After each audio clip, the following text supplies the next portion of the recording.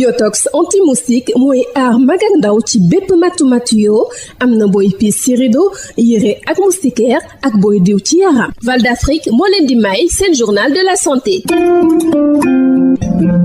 dalee nag jàmm ci yenn feebar yi dafa war lool ñuy tàggat patient bi ci ni mu nar a jëfandikoo ay garabam mbébét bi moo di ñu gunge leen waaye jox leen kàddu rawatina ñi amee feebaru asthme si ñoom nag mu di tut tànk yi rax ci dolli war nañoo tàggat bu baax a baax personnel médical bi ak it seeni waajur nga xamante ni ñoo leen di gunge docteur Fatim Tall pédiatre allergologue. Pour les maladies chroniques, la base du traitement c'est l'éducation parce que s'ils ne comprennent pas leur pathologie, s'ils ne comprennent pas comment prendre les médicaments, ils ne vont pas se traiter. Vous aurez beau prescrire tous les médicaments qui existent, mais le traitement...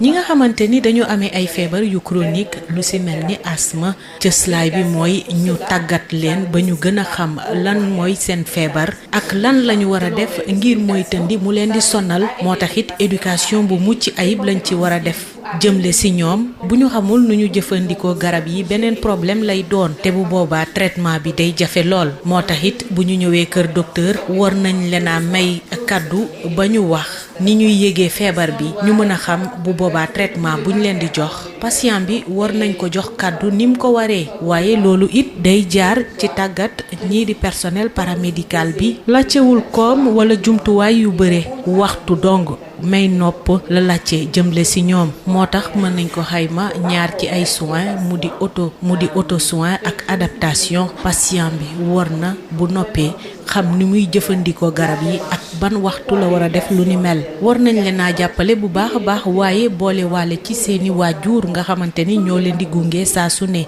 ñooy nekk ak ñoom it saa su ne buñ ko defee dinañu am ndam ci traitement bi ndax garab yi dafa xaw a seer ci suñu réew yi.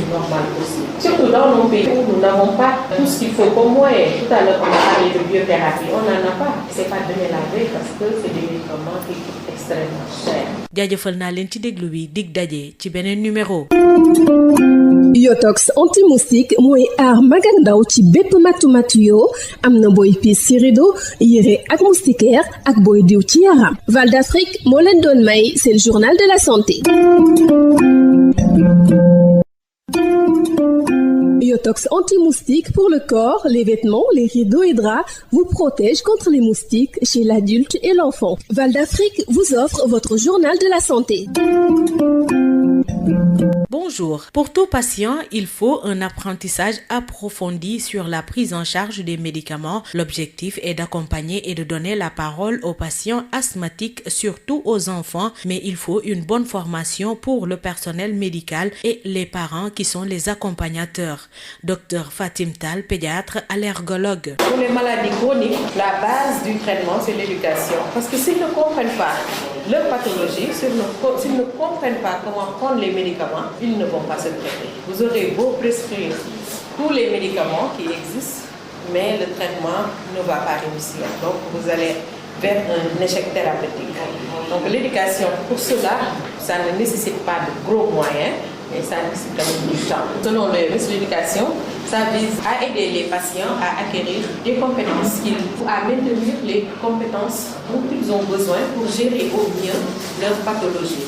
Donc on a deux types de compétences. Ce sont les compétences d'auto-soin qui peuvent se donner et les compétences d'adaptation. Le patient doit être capable de faire ce qu'il ne pouvait pas faire avant l'éducation. Et il faut des critères de qualité. Les critères sont formulés par le patient. Il faut savoir qu'en éducation, le médecin ne doit pas venir dicter au patient ce qu'il doit faire. Il doit voir avec le patient les objectifs du patient, aider le patient à acquérir ses objectifs. Comme ça, ils vont y arriver plus facilement. Donc, ça vise une compétence à acquérir qu'il doit pouvoir mobiliser dans sa vie quotidienne. C'est-à-dire, si c'est un enfant qui veut jouer au football du coup, on va tout faire pour l'aider à atteindre cet objectif. Donc, formuler avec une invitation. Je veux faire. Tu veux, oui, je veux faire. Tu veux être, oui, je veux être. Donc, c'est comme ça qu'il faut le prendre. Cette éducation doit pouvoir être évaluée, donc observable, les critères. Il faut qu'il soit observable, il faut qu'il soit mesurable et il faut qu'il soit précis. faut aussi que ces critères soient pertinents, donc qui répondent à un besoin éducatif qui est formulé. Il faut surtout que ce soit réaliste. Il ne faut pas promettre aux patients quelque chose qu'il ne pourra pas atteindre.